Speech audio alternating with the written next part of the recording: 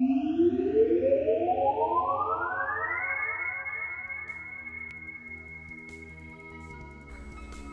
again, my old mic's dead and the webcam's mic isn't all that great, so sound quality may be a bit lower than you're used to.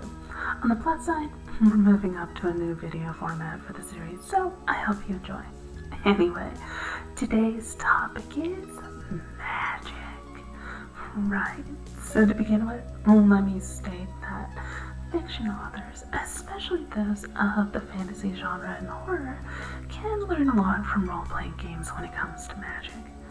See, one of the biggest mistakes of newbie authors is not defining their magic well.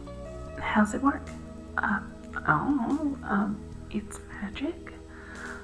See, this leads to things like plot holes, but also to worse issues as well. Without defining how magic works, at least in generalized terms, there's no limitation on its power. That means there's no reason a plotline can't end by magic on the first page. There's also no reason the story could ever begin at all without an infant blowing up the world by shaking its rattle. Game designers have to balance their magic out to make it fair for gameplay, and that structuring of it is immensely helpful as a way for even fantasy authors to build up their magic while keeping it on a leash. So, let's take a look at the facets of what makes good magic, at least in terms of conceptualization for the design process. First and foremost, we need a few things to make magic work at even a basic level. First, a source of energy. 2, a way to focus that energy into one spot.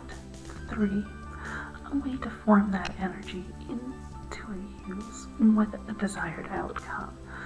4, a method of transition of that energy to a desired location.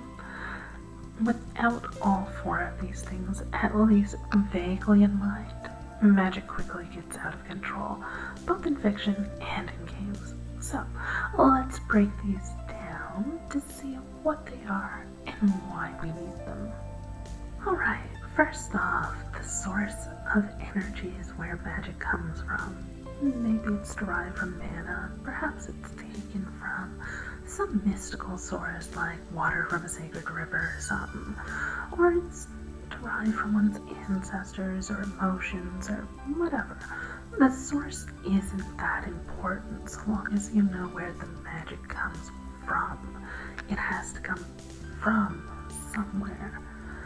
That doesn't mean that there has to be a limited quantity of it. It could totally be a renewable resource, or even an infinite resource.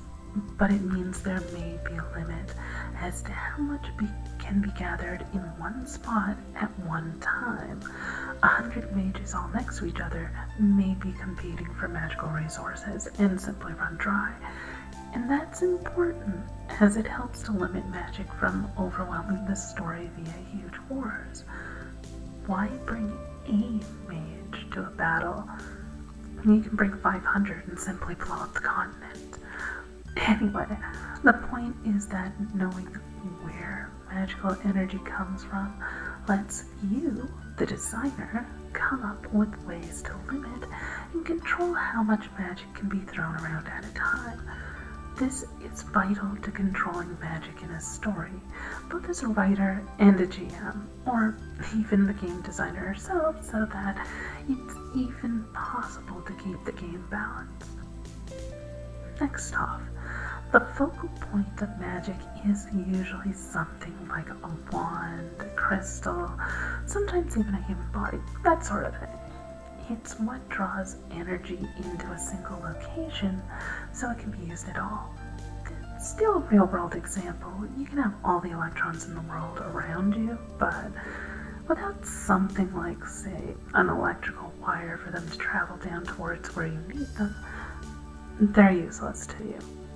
As such, your wizard's staff or whatever fetish they use as a focal point is of vital importance.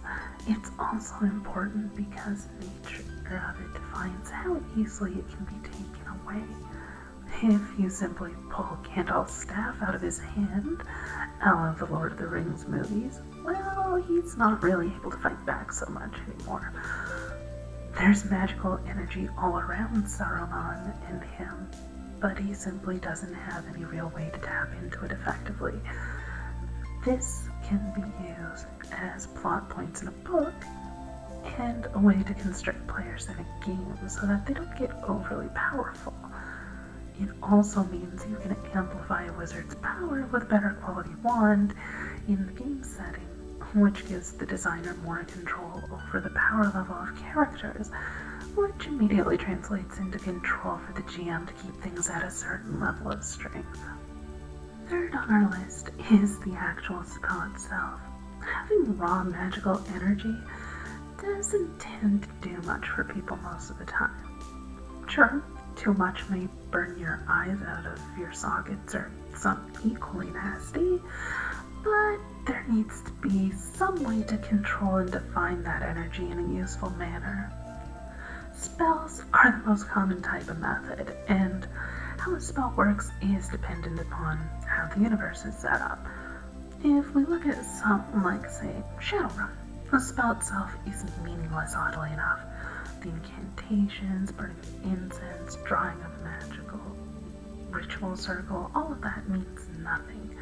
You can't draw out a ritual circle in advance on a sheet of paper and carry it with you until you need it to use it, for example, because it's not the circle itself that forms the magic into something useful, but rather it's sort of a mental shortcut. It's the way the energy is manipulated by the caster's mind, and the ritual circle is just a handy way of remembering the steps to take and walks the caster through the motions. Think of it like a Rubik's Cube, I guess.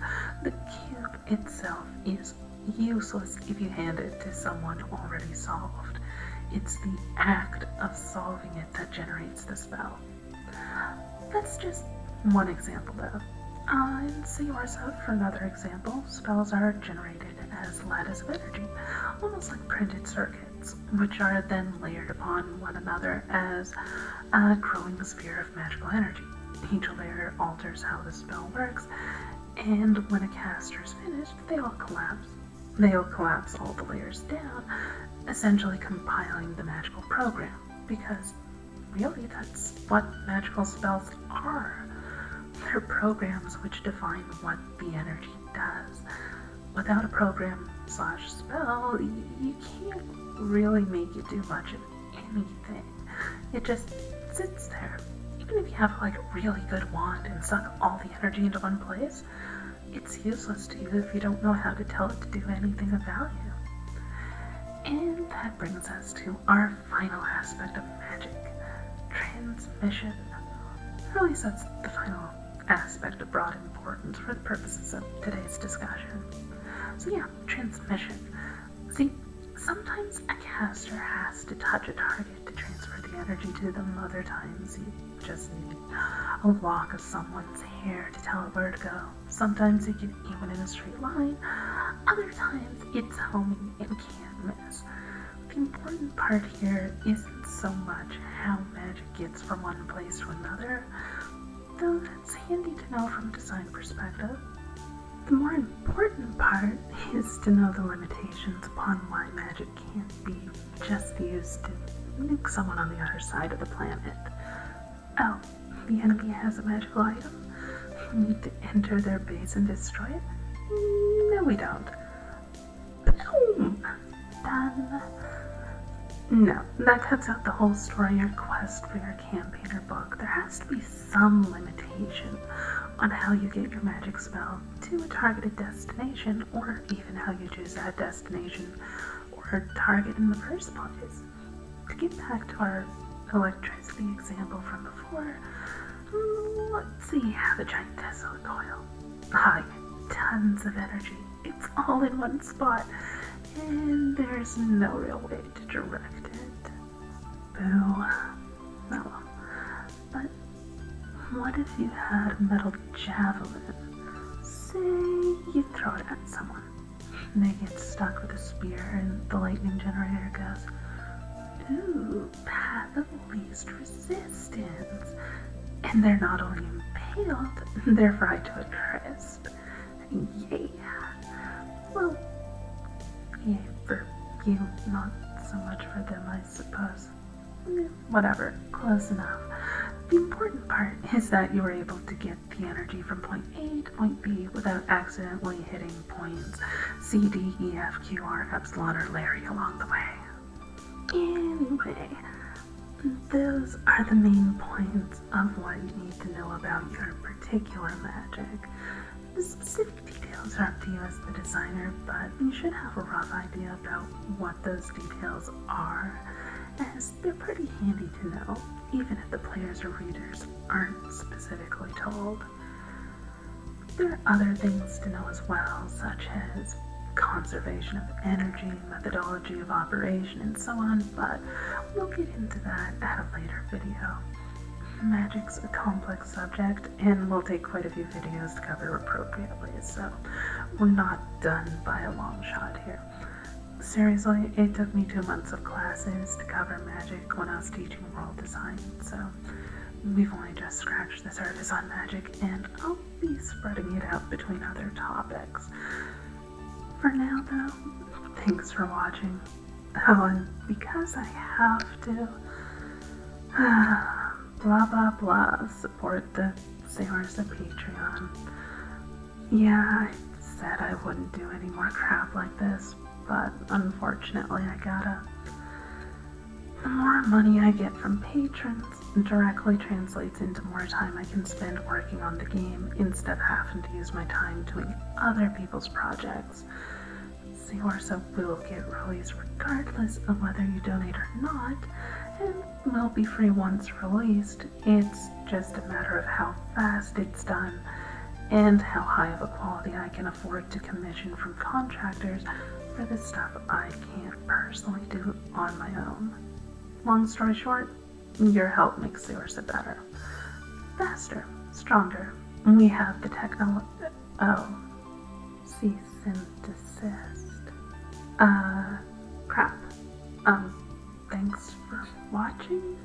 Anyway, I'll see you next time.